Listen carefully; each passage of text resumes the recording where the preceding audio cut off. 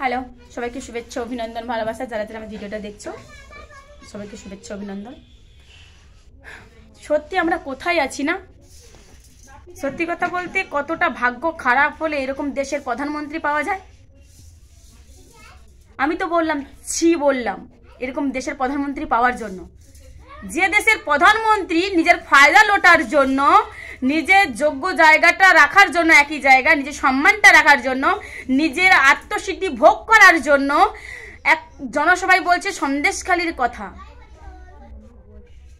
আমরা সত্যি খুব লজ্জিত এরকম দেশের প্রধানমন্ত্রী পেয়ে।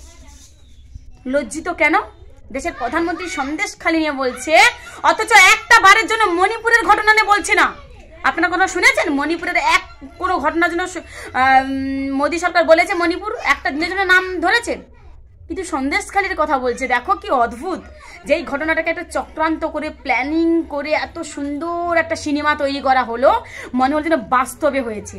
আর সেটা নিয়ে দেশের প্রধানমন্ত্রী সন্দেশখালি নিয়ে কিছু বলছে, অথচ মণিপুরে নিয়ে কিচ্ছু বলছে না। সেই মণিপুরে উলঙ্গ করে যে মহিলাটা দুটোকে ধর্ষণ করে রাস্তায় হাঁটিয়েছিল, সেই নির্লজ্জ অসভ্য পুরুষগুলো, জানি না তাদের জন্ম অ্যাকচুয়ালি কোনো মানুষের গর্ভ থেকে হয়েছিল নাকি কোনো পশুর গর্ভ থেকে হয়েছিল।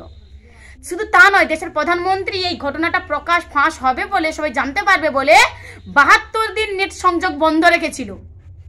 এর থেকে কি বোঝা যায় রাজনীতি যেন কতটা নিচে নামা যায় না? আরে আমরা তো আপনাকে নিয়ে দেশের প্রধানমন্ত্রী অহংকার করতাম যদি মণিপুর নিয়ে কিছু বলতো।